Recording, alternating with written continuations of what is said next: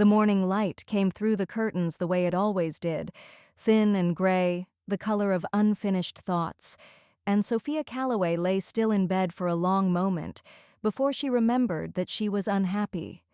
It was not a dramatic unhappiness. It was not the kind that arrived with tears and broken dishes and slammed doors. It was the quiet kind, the kind that had been settling into the corners of her life for so long that she had almost mistaken it for the architecture of the house itself. She was 32 years old. She lived in a terraced Victorian house in Islington, London, with her husband of 5 years, Daniel. She had a good job, a senior marketing position at Hartwell & Crane, one of the city's most respected communications firms.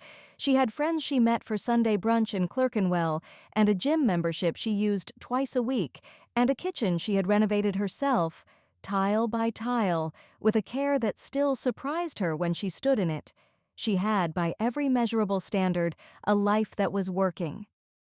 And yet, she reached across the bed and found it empty.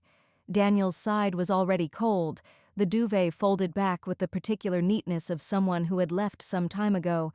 She heard nothing from downstairs, no kettle boiling, no radio murmuring, no sounds of breakfast being made.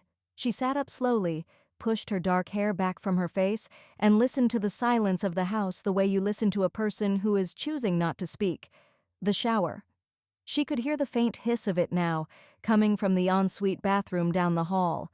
Not their ensuite, the guest bathroom, the one they only used when they had people staying. She frowned at the ceiling for a moment, then swung her legs over the side of the bed and stood. The shower. She could hear the faint hiss of it now, coming from the ensuite bathroom down the hall. Not their ensuite, the guest bathroom, the one they only used when they had people staying. She frowned at the ceiling for a moment, then swung her legs over the side of the bed and stood.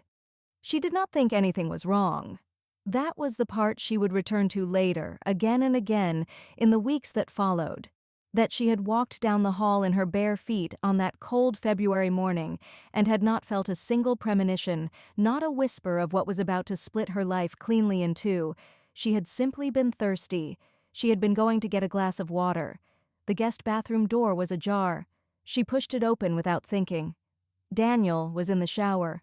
That much was true, but he was not alone.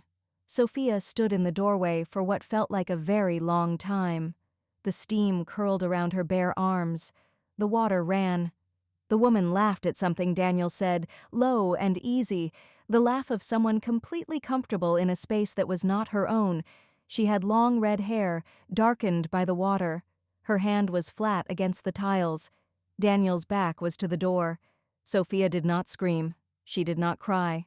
She felt instead a peculiar calm descend over her, the way a fine snow settles on a city and makes everything suddenly, briefly, very quiet. She took a step back.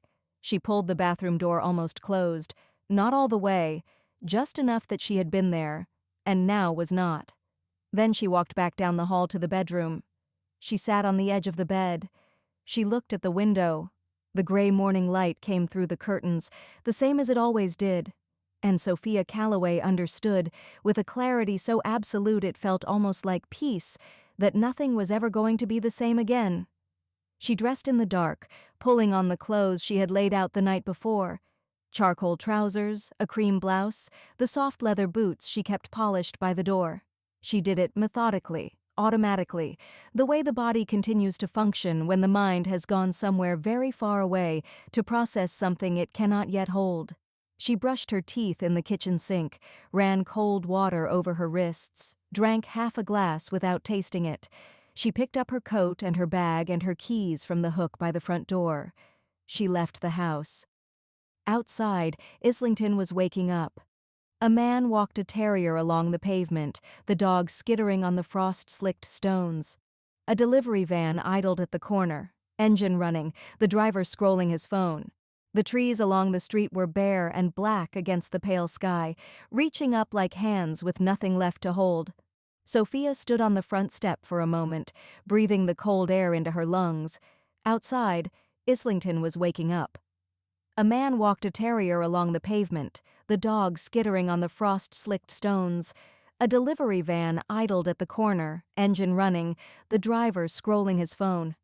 The trees along the street were bare and black against the pale sky, reaching up like hands with nothing left to hold. Sophia stood on the front step for a moment, breathing the cold air into her lungs. Then she The full story is waiting in my book.